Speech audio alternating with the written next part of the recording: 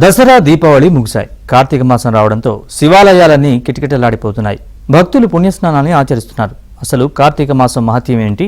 ఈ నెలలో పరమశివుడు విష్ణువును పూజిస్తే పాపాలన్నీ తొలగిపోతాయా? పుణ్యలోకాలు ప్రాప్తిస్తాయా?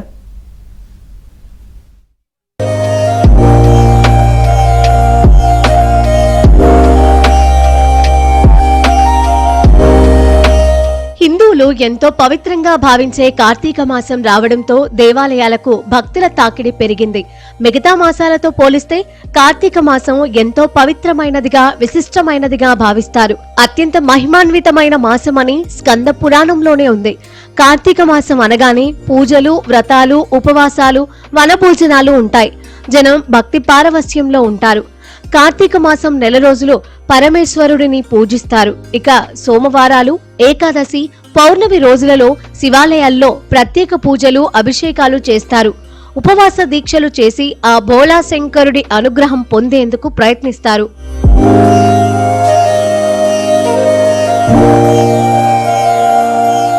ఈ మాసంలో చంద్రుడు కృత్తికా నక్షత్రంలో సంచరిస్తాడు. అందుకే కార్తీక మాసం అని పేరు వచ్చింది. ఇటు శివుడికి, అటు విష్ణువుకి ఎంతో ప్రాధాన్యత ఉన్న మాసం కార్తీక మాసం. అభిషేకాలు, అర్చనలు చేసి పరమేశ్వరుని అనుగ్రహం కోసం భక్తులు పరితపిస్తూ జాతకరీత్యా ఉన్న దోషాలు, బాధలు తొలగిపోవాలని కోరుకుంటూ ప్రార్థనలు చేస్తారు. ఈ నెలలో చాలా మంది లక్షపత్రి పూజ కూడా నిర్వహిస్తారు. ఈ నెలలో బిల్వపత్రాలతో శివుడిని పూజించడం వలన స్వర్గలోక ప్రాప్తి కలుగుతుందని, ఇక మరల జన్మ ఉండదని భక్తులు విశ్వసిస్తారు.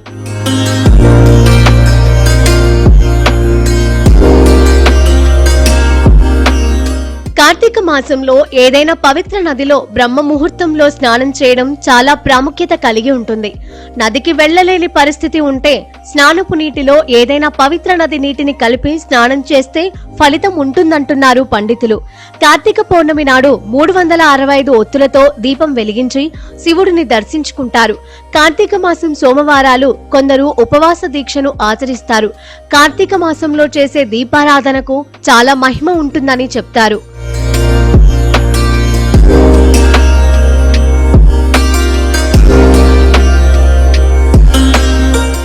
కార్తీక మాసంలో శివాలయంలో పూజలు చేసిన వారికి, ప్రదోష కాలంలో శివారాధన చేసిన వారికి విశేషమైన ప్రతిఫలం అందుతుందట. శివాలయానికి వెళ్లి పూజలు చేసిన వారికి దోషాలు తొలగిపోతాయని, ఈతి బాధలు ఉండవని నమ్ముతారు. ఉదయం, సాయంత్రం వేళ భక్తులు గుడికి వెళ్లి దీపారాధన చేస్తారు. ఇలా చేయడం వల్ల జన్మజన్మల పాపాలు తొలగిపోతాయని నమ్ముతారు.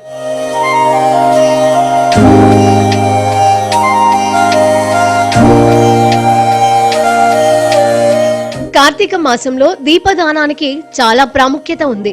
దీనివల్ల ఇంటి చీకటి మాత్రమే కాకుండా జీవితంలోని చీకటి కూడా తొలగిపోతుందని భక్తులు నమ్ముతారు. ఇంటిని సంపద, సుఖ సంతోషాలతో నింపుతుందని నమ్ముతారు. ఇది ముఖ్యంగా శివునికి అత్యంత ఇష్టమైన నెల కాబట్టి శివాలయాలన్నీ భక్తులతో నిండిపోతాయి.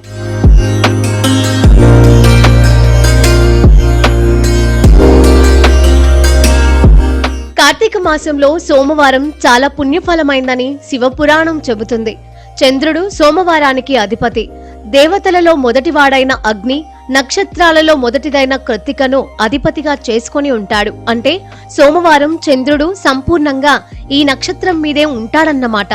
సోమవారం రోజున వేకువజామునే నిద్రలేచి సముద్ర స్నానం లేదా నదీ స్నానం చేసి దీపారాధన చేసి శివుణ్ణి ఆరాధిస్తే కోరిన కోరికలన్నీ నెరవేరుతాయని నమ్ముతారు.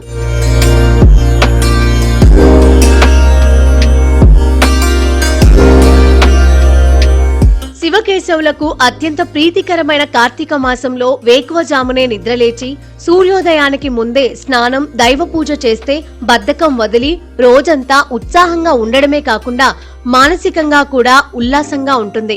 కార్తీక మాసంలో వర్షాలు తగ్గిపోతాయి. నదులన్నీ స్వచ్ఛంగా ఉంటాయి.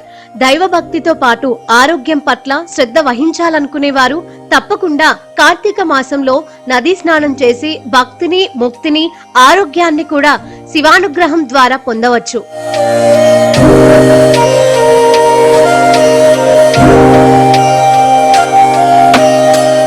కార్తీక కార్తీక మాసంలో శ్రీ మహావిష్ణువు చెరువులలో, దిగుడు బావులలో, పిల్ల కాల్వలలోనూ నివసిస్తాడని పురాణాలు చెబుతున్నాయి.